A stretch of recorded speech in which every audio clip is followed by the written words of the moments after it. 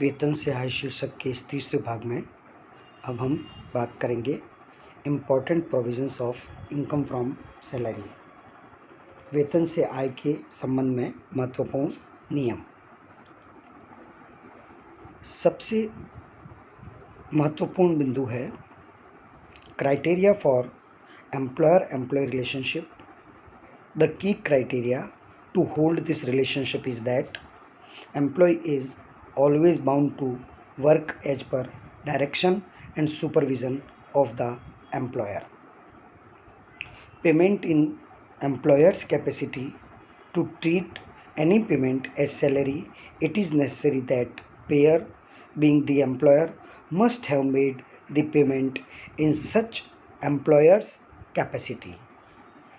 नियोक्ता एवं कर्मचारी का संबंध वास्तव में एक स्वामी एवं सेवक जैसा होता है। स्वामी की हैसियत से नियोक्ता कर्मचारी को निर्देश देता है कि कौन सा कार्य किया जाएगा, कब किया जाएगा तथा कैसे किया जाएगा, तथा सेवक के रूप में कर्मचारी अपने मालिक यानी नियोक्ता द्वारा दिए गए निर्देशों का पालन करने के लिए बाध्य होता है। ऐसी स्थिति में माना जाएगा कि दोनों में नियोक्ता एवं कर्मचारी का संबंध है। नियोक्ता शब्द के अंतर्गत सभी प्रकार के नियोक्ताओं को सम्मिलित किया जाता है। उदाहरण के लिए सरकार, कोई स्थानीय सत्ता, एक कंपनी, कोई अन्य सार्वजनिक संस्था, विदेशी सरकार अथवा निजी क्षेत्र में कार्य करने वाला कोई भी व्यष्टि अथवा फर्म आदि। इसी प्रकार वर्तमान, भूतपूर्व एवं भावी किसी भी नियोक्ता से अथवा सभी नियोक्ताओं से गत वर्ष में मिलने वाले वेतन को वेतन की आय में सम्मिलित किया जाता है। हम इसको इस प्रकार भी समझ सकते हैं कि किसी भी आय को वेतन शीर्षक में सम्मिलित करने के लिए भुगतानकर्ता और प्राप्तकर्ता के मध्य नियोक्ता एवं कर्मचारी का संबंध आवश्यक रूप से विद्यमान होना चाहिए। यदि भुगतान करने वाले एवं भुगतान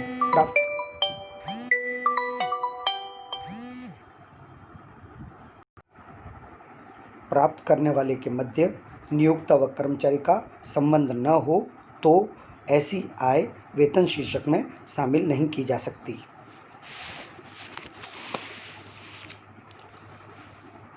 Contract of service versus contract for service.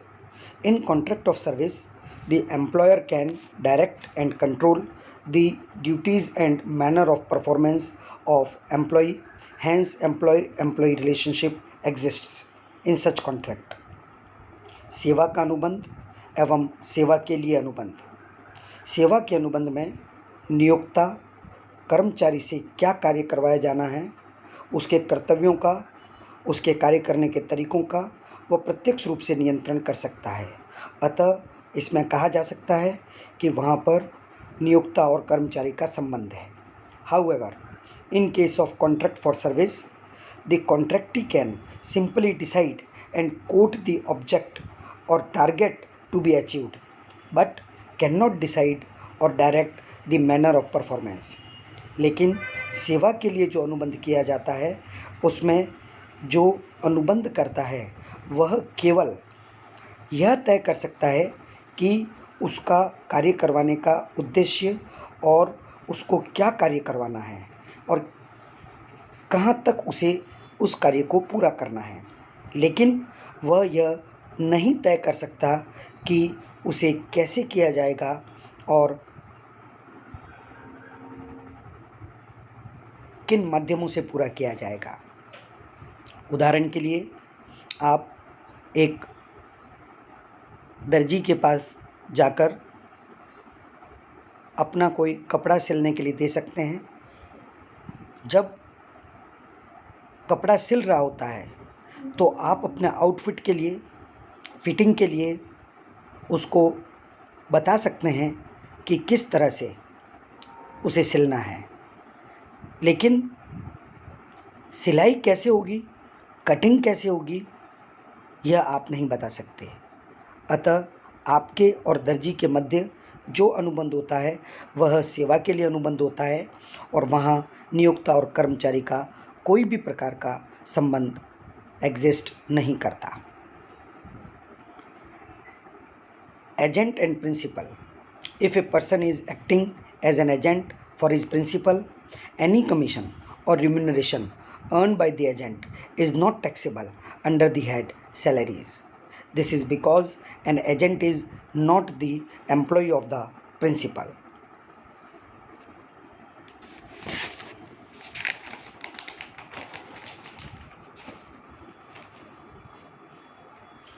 यदि कोई विक्रय अभिकर्ता दुकान का प्रबंध करता है, वह उसे चलाता है और उस दुकान के लाभ आने की जिम्मेदारी नियोक्ता की होती है, तो विक्रय अभिकर्ता का पारिश्रमिक वेतन माना जाएगा।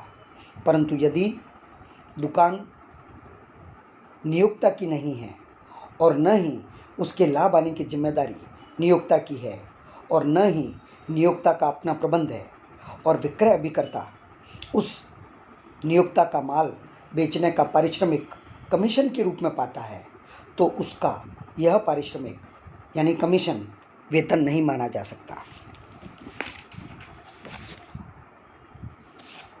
Salary received bye A partner from its firm shall not be taxable as salary because there is no employer-employee relationship between the firm and the partner.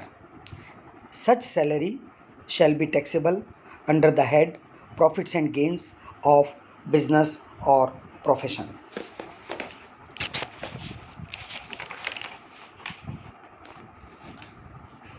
एक साझेदार द्वारा अपनी फर्म से प्राप्त वेतन व्यापार अथवा पेशे से लाभों के शीर्षक में कर योग्य होता है, यह वेतन शीर्षक में कर योग्य नहीं होता है। Salary received by proprietor from his proprietorship firm is not an income as proprietor and proprietorship firm are the same person and no one can earn from himself. यदि कोई एकल व्यापार से उसका स्वामी वेतन प्राप्त करता है तो वह आय ही नहीं होगी, क्योंकि मालिक और एकल स्वामी व्यापार में कोई अंतर नहीं होता, वे एक ही होते हैं और कोई भी स्वयं से अपने आप से आय प्राप्त नहीं कर सकता। Salary of members of parliament and members of legislative assemblies. संसद सदस्यों तथा विधानसभा सदस्यों का वेतन, यह वेतन शीर्षक में कर योग्य नहीं है, क्योंकि संसद सदस्य तथा सरकार के बीच में नियोक्ता एवं कर्मचारी का संबंध नहीं होता। यह वेतन भी अन्य साधनों से आय शीर्षक में कर योग्य होगा।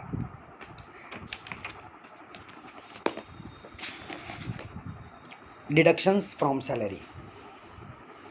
वेतन से कटौतियाँ। नियोक्ता द्वारा कर्मचारी के वेतन में से किसी अनुबंध या विधान के अंतर्गत अनेक कटौतियाँ की जाती है, जैसे भविष्य निधि में कर्मचारी का अंशदान, जीवन बीमा प्रीमियम का भुगतान, आयकर, कर्मचारी को दिए गए ऋण वसूली की किस्त इत्यादि। इस प्रकार की जाने वाली सभी कटौतियाँ कर्मचारी द्वारा अपनी आय की राशि का उपयोग मानी जाती है। कर्मचारी के लिए आयकर दायित्व की गणना वेतन की देय राशि अमाउंट ड्यू पर की जाती है, न कि प्राप्त राशि पर। अतः कर योग्य वेतन ज्ञात करते समय पूर्व में नियोक्ता द्वारा की गई सभी कटौतियों को शुद्ध वेतन की राशि में जोड़ दिया जाता है और इस प्रकार ज्ञात की गई सकल वेतन की राशि ही कर योग्य होती है। Payment after cessation of employment. सेवा समाप्ति के बाद मिलने वाला भुगतान। यदि किसी व्यक्ति को उसकी सेवा समाप्ति के पश्चात अपने भूतपूर्व नियोक्ता से कोई भुगतान प्राप्त होता है अथवा पेंशन प्राप्त होती है, तो ऐसी राशि उस व्यक्ति के लिए वेतन शीर्षक के अंतर्गत ही कर योग्य होगी। परंतु यदि भूतपूर्व नियोक्ता ने कोई भुगतान व्यक्तिगत भेंट अथवा उपहार के रूप में मिलता है, तो ऐसा भुगतान कर मुक्त होगा। उदाहरण के लिए, यदि कोई कर्मचारी अपने पूर्व नियोक्ता को अपने विवाह की वर्षगांठ पर आमंत्रित करता है और भूतपूर्व नियोक्ता द्वारा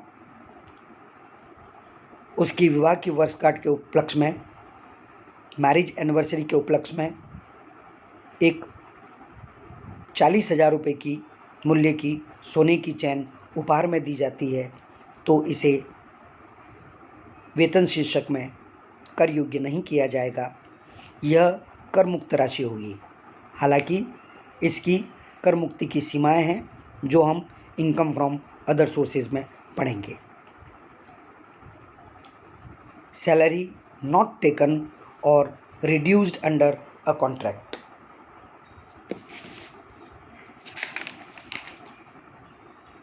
अनुबंध के अंतर्गत वेतन न लेना अथवा कम लेना। यदि नियोक्ता और कर्मचारी के बीच अनुबंध के फलस्वरूप कोई कर्मचारी वेतन बिल्कुल नहीं लेता है या कम वेतन लेता है, तो इसे वेतन का प्रयोग नहीं मानेंगे, क्योंकि ऐसी दशा में वेतन दे ही नहीं हुआ। अतः न लिया गया वेतन अथवा वेतन की कमी को वेतन नहीं माना जाएगा। उदाहरण के लिए, अभी कोविड-19 की परिस्थितियों के कारण बहुत सारी कंपनियों ने अपने कर्मचारियों के साथ में जो उनके सेवा अनुबंध थे उनको परिवर्तित करके, क्योंकि उनके व्यापार प्रभावित हुए हैं बुरी तरह से और वे अपने कर्मचारियों को नौकरी से निकालना नहीं चाहते थे, व्यापार को चलाना चाहते थे, तो ऐसी परिस्थिति में नए अनुबंध के अंतर्गत उन्होंने वेतन को कम कर दिया। तो यहाँ पर उनकी कर योग्य आय, यह कम करने के बाद में जो नया वेतन कर्मचारियों को दिया जाएगा वह राशि ही कर योग्य होगी, यानी पुराना जो वेतन उनको प्राप्त हो रहा था उसे किसी भी परिस्थिति में कर्मचारी की कर योग्य आय नहीं माना जाएगा। उदाहरण के लिए, इस प्रकार के नए अनुबंध को लागू करने से पहले एक कर्मचारी का वेतन 10 लाख रुपये था। नए अनुबंध के अंतर्गत अब कर्मचारी 30% कम वेतन लेने को तैयार हो गया है। आयकर अधिनियम में 7 लाख रुपए की राशि ही कर योग्य होगी।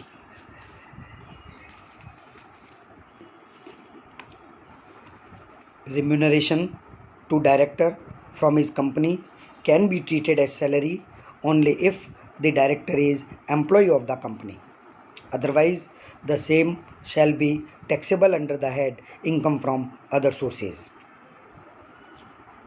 Note: director's sitting fees is taxable under the head income from other sources.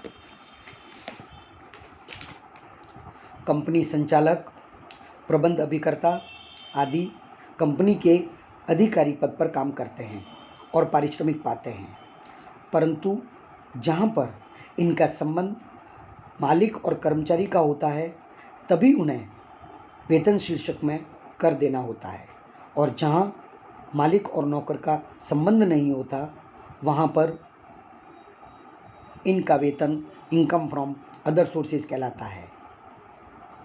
सामान्यतः जो चुनाव से संचालकों की नियुक्ति होती है उन्हें प्राप्त होने वाला वेतन इस शीर्षक में कर योग्य नहीं होता। संचालकों की फीस भी इस शीर्षक में यानी वेतन शीर्षक में कर योग्य नहीं होती, क्योंकि फीस प्राय उन्हीं संचालकों को दी जाती है जो अंशधारियों का विश्वास जीतकर संचालक बने हैं। Directors sitting fee is taxable under the head income from other sources, यानी संचालकों को मिलने वाली जो फीस है वह इनकम फ्रॉम अदर सोर्सेज अन्य स्रोतों से आय शीर्षक में कर योग्य होती है। Family pension, pension received by the widow और legal heir of deceased employee is not taxable as salary, as no employer-employee relationship exists between the payer and the payee. However, such amount shall be taxable under the head income from other sources.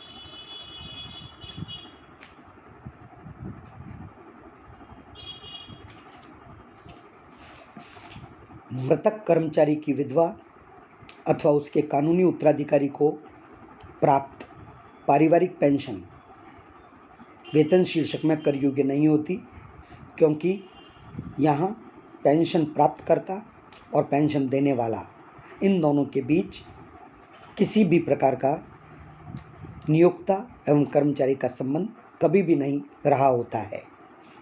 लेकिन इसका अर्थ यह नहीं है कि यहाँ प्राप्त होने वाली पेंशन कर योग्य नहीं होगी। कोई भी आय कर मुक्त तभी होती है जब उसके लिए आयकर अधिनियम में स्पष्ट प्रावधान बनाए गए हों। यदि कर मुक्ति के स्पष्ट प्रावधान नहीं है तो वे कर योग्य होगी। यहाँ पर यह पेंशन भी अन्य साधनों से आय शीर्षक में कर योग्य होगी। Ex gratia payment to employee और लीगल हेयर्स, कर्मचारी अथवा उसके उत्तराधिकारी को विशेष भुगतान। ड्यूटी पर रहते हुए किसी व्यक्ति को चोट लग जाती है या मृत्यु हो जाती है तो उसे अथवा उसके उत्तराधिकारी को केंद्र सरकार, राज्य सरकार, स्थानीय सत्ता अथवा सार्वजनिक क्षेत्र के उपक्रम द्वारा स्वेच्छा से दी गई राशि एक्स ग्रेशिया पेमेंट आयकर से मुक्त है, क्योंकि इसके लिए स्पष्ट प्रावधान आयकर अधिनियम में बना दिया गया है। अतः यह राशि कर योग्य नहीं होगी। Remuneration received by judges is taxable under the head salaries even though they are not having any employer। चाहे सुप्रीम कोर्ट के जज हों, चाहे हाई कोर्ट के जज हों, चाहे लोअर कोर्ट के जज हों, सभी को मिलने वाला पारिश्रमिक वेतन शीर्षक में कर योग्य होता है। हालांकि ऐसा माना जाता है कि उनकी स्वतंत्रता को बनाए रखने के लिए उन पर कोई भी व्यक्ति कभी भी नियोक्ता के रूप में नहीं होता, लेकिन वास्तव में वे नियुक्त होते हैं। अपना कार्य वो स्वतंत्र रूप से करते हैं, इसलिए उनकी आय भी वेतन शीर्षक में कर योग्य होंगी। Salary and wages are identical in the income tax act. आयकर अधिनियम में वेतन व मजदूरी में कोई अंतर नहीं किया गया है। वेतन व मजदूरी में आयकर की दृष्टि से हम किसी प्रकार का अंतर नहीं देखते, यानी भुगतान वेतन के नाम से किया जाए या मजदूरी के नाम से, दोनों ही कर योग्य होंगे। यह दोनों ही किसी कार्य को करने पर पारिश्रमिक के रूप में प्राप्त होते हैं। सामान्यतः मजदूरी का भुगतान शारीरिक श्रम के संबंध में होता है, जबकि वेतन का भुगतान गैर शारीरिक श्रम यानी जहाँ पर मानसिक कार्यों का उपयोग होता है उसके संबंध में दिया जाता है। इसलिए देने वाला और लेने वाला इन दोनों के मध्य अगर यहाँ पर नियोक्ता और नियुक्त का संबंध हो तो दोनों ही राशियाँ इसी शीर्षक में कर योग्य होंगी। उदाहरण के लिए यदि एक फैक्ट्री में एक चौकीदार की नियुक्ति की जाती है और एक अकाउंटेंट की नियुक्ति की जाती है, चौकीदार को मजदूरी का भुगतान किया जाता है क्योंकि उसका महत्वपूर्ण कार्य शारीरिक है, जबकि अकाउंटेंट का कार्य लेखे रखने का कार्य है, उसका मानसिक कार्य है, उसमें शारीरिक योग्यता की बहुत अधिक आवश्यकता नहीं होती, अतः उसे वेतन कहा जाता है। परंतु दोनों को ही भुगतान नियोक्ता द्वारा किया जा रहा है, अतः यह दोनों ही इसी शीर्षक में कर योग्य है। Voluntary payments. The act does not make any difference between voluntary and contractual payment. Both are taxable as salary. नियोक्ता द्वारा स्वैच्छिक भुगतान। यदि नियोक्ता अपने कर्मचारी को कोई भुगतान स्वैच्छिक रूप से या उपहार स्वरूप प्रदान करता है तो भी वह वेतन शीर्षक में कर योग्य माना जाएगा। उदाहरण के लिए कर्मचारी को बोनस देना या उसकी सेवाओं से प्रसन्न होकर कोई विशेष भुगतान करना। आयकर अधिनियम में अनुबंधित भुगतान और स्वैच्छिक भुगतान में कोई भी प्रकार का अंतर नहीं किया गया है। अपवाद: यदि कर्मचारी को कोई भुगतान नियोक्ता द्वारा व्यक्तिगत भेंट के रूप में प्राप्त होता है, जैसा कि हम पूर्व में बात कर चुके हैं, तो ऐसा भुगतान निश्चित सीमाओं में कर मुक्त होगा।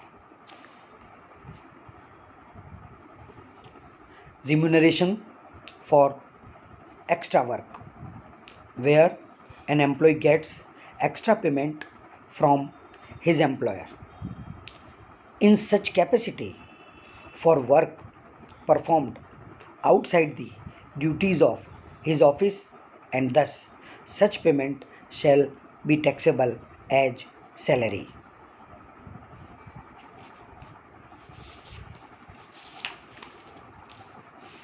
सेवा कार्य के अतिरिक्त अन्य कार्य का पारिश्रमिक: यदि कोई कर्मचारी उसके सेवा कार्य के अलावा नियोक्ता के अन्य कार्य को भी करता है और ऐसे कार्य के लिए उसे कोई अतिरिक्त पारिश्रमिक मिलता है, तो ऐसे अतिरिक्त पारिश्रमिक को वेतन शीर्षक की आय में ही सम्मिलित किया जाता है। विश्वविद्यालयों के शिक्षकों को शिक्षण कार्य के अलावा परीक्षा संबंधी कार्य जैसे प्रश्न पत्र बनाना, उत्तर पुस्तिकाएं जांचना आदि का अलग पारिश्रमिक उसी विश्वविद्यालय से दिया जाता है जहां पर वे नियुक्त है, तो ऐसा पारिश्रमिक भी वेतन शीर्षक में कर योग्य होगा। Salary from more than one source: if an individual receives salary from more than one employer during the same previous year, salary from each employer shall be accumulated and taxable under the head salary. For example, a person may be working at two places part time.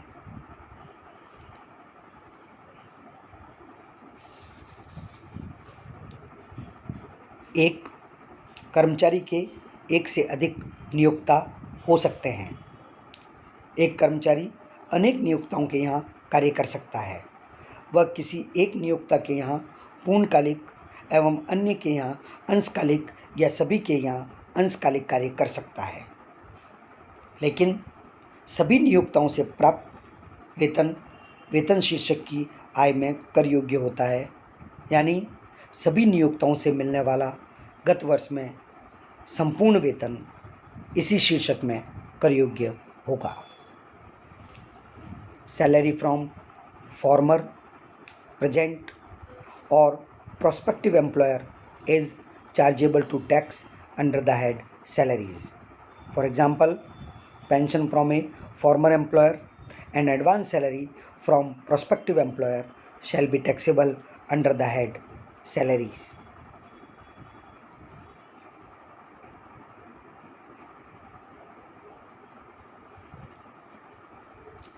वर्तमान नियोक्ता से, भूतपूर्व नियोक्ता से या भविष्य में बनने वाले किसी नियोक्ता से कोई भी राशि जो प्राप्त होती है वो सैलरी के हेड में कर योग्य होगी।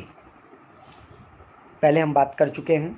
उदाहरण के लिए, पूर्व नियोक्ता से पेंशन प्राप्त होती है, जबकि एक ऐसा नियोक्ता जो भविष्य में नियोक्ता बनेगा,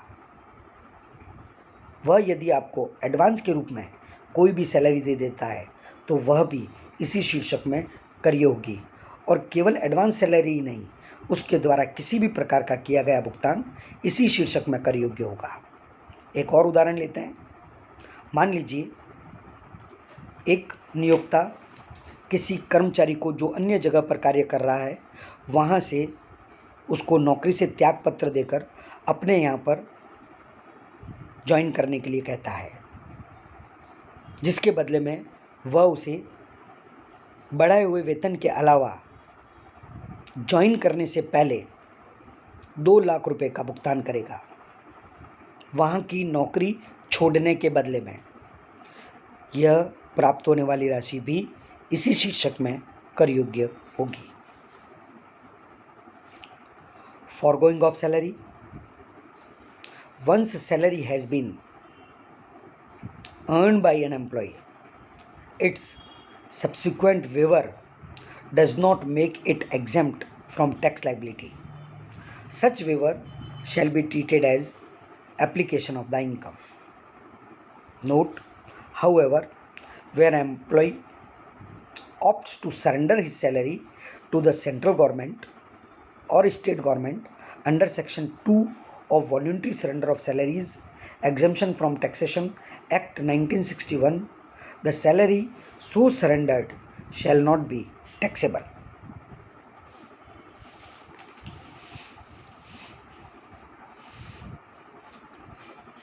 स्वेच्छा से वेतन त्यागना अथवा छोड़ना। जैसा कि हम पहले डिस्कस कर चुके हैं, वेतन प्राप्य होने पर ही कर योग्य हो जाता है। चाहे कर्मचारी स्वेच्छा से अपना वेतन त्याग दे या छोड़ दे, तो भी यह वेतन से आय शीर्षक में कर योग्य होगा, क्योंकि वेतन को त्यागना अथवा छोड़ना आय का उपयोग माना जाता है। नोट, यदि कोई कर्मचारी सरकार को जनहित में देने हेतु वेतन का कोई अंश त्याग करता है, यानी यहाँ पर भुगतान सरकार को किया जाना चाहिए, तो इस प्रकार त्यागा गया वेतन कर मुक्त होता है। Salary and professional income. वेतन एवं पेशे की आय। कोई पेशेवर व्यक्ति जैसे डॉक्टर, इंजीनियर, वकील आदि अपनी सेवाओं के बदले में अपने क्लाइंट से पारिश्रमिक प्राप्त करता है, तो ऐसी आय को व्यवसाय या पेशे से शीर्षक में कर योग्य किया जाता है, क्योंकि पेशेवर व्यक्ति व क्लाइंट के मध्य नियोक्ता कर्मचारी का संबंध नहीं होता। परंतु यदि कोई पेशेवर व्यक्ति कर्मचारी के रूप में सेवाएं देकर पारिश्रमिक प्राप्त करता है, तो उसका नियोक्ता जो उसे भुगतान करेगा वह वेतन शीर्षक की आय में कर योग्य होगा। उदाहरण के लिए, एक डॉक्टर निजी रूप से प्रैक्टिस करता है, तो वहाँ पर आने वाले पेशेंट से जो फीस वसूल करेगा वह इनकम फ्रॉम बिजनेस प्रोफेशन के हेड में टैक्सेबल होगी। यदि वह एक अस्पताल में चिकित्सक के रूप में नियुक्त हो जाता है, तो यहाँ पर उस निजी अस्पताल द्वारा डॉक्टर को दिया गया वेतन इस शीर्षक में कर योग्य होगा। हालांकि दोनों ही जगहों पर डॉक्टर द्वारा एक ही जैसा कार्य किया जाता है। Remuneration from persons other than employer. नियोक्ता के अलावा अन्य व्यक्तियों से प्राप्य पारिश्रमिक।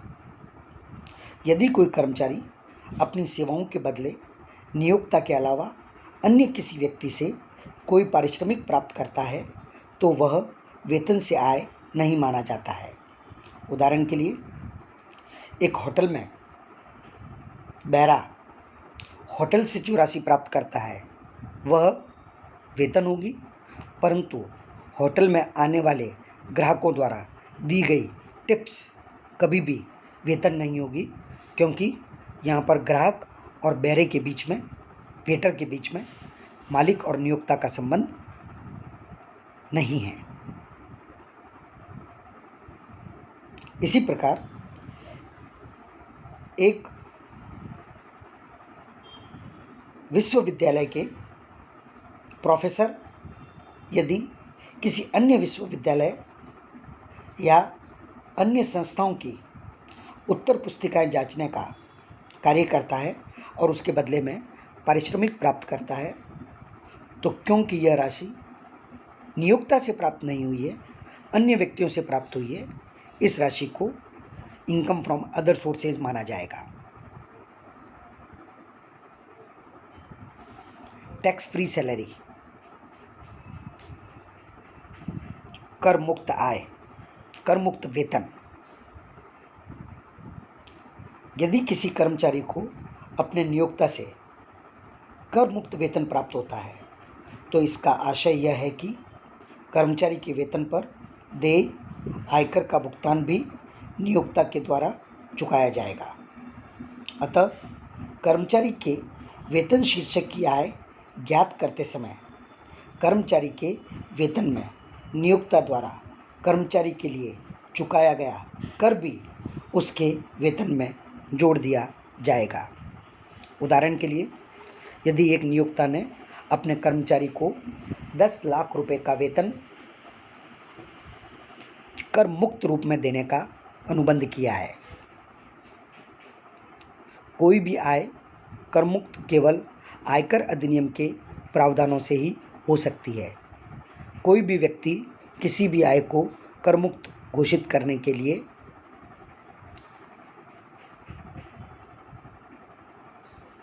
अधिकारी नहीं है। अतः 10 लाख रुपए का जो वेतन वह कर मुक्त देना चाहता है तो उस पर मान लीजिए 3 लाख रुपए का कर दायित्व आ रहा है, नियोक्ता द्वारा वह 3 लाख रुपए अलग से सरकार को कर के रूप में चुका दिया जाता है। जब कर्मचारी पर उसकी कर योग्य आय की गणना की जाएगी तो इनकम फ्रॉम सैलरी के शीर्षक में जो कर मुक्त वेतन 10 लाख रुपए का कर्मचारी को दिया गया, उसके अतिरिक्त नियोक्ता द्वारा 3 लाख रुपए का कर जो सरकार को कर्मचारी के लिए चुका दिया गया, दोनों को जोड़कर कुल 13 लाख रुपए उसकी वेतन शीर्षक के अंतर्गत कर योग्य आय कहलाएगी। सैलरी में be received in any time interval. वेतन किसी भी समयांतराल में प्राप्त हो सकता है। वेतन दैनिक रूप में, साप्ताहिक रूप में, पाक्षिक, मासिक, त्रैमासिक, अर्धवार्षिक अथवा कभी कभी वार्षिक आधार पर भी प्राप्त हो सकता है। बड़ी बड़ी कंपनियों द्वारा CTC कॉस्ट टू कंपनी के रूप में वार्षिक पैकेज कर्मचारियों के लिए तय किए जाते हैं, जिनको टुकड़ों में डिवाइड करके मासिक रूप से भुगतान किया जा सकता है। कई बड़ी बड़ी मिलों में साप्ताहिक वेतन देने का प्रावधान होता है। ये सभी इसी शीर्षक में कर योग्य होगा। वेतन के भुगतान का कितना समय का अंतराल है, इससे कोई फर्क नहीं पड़ता। धन्यवाद।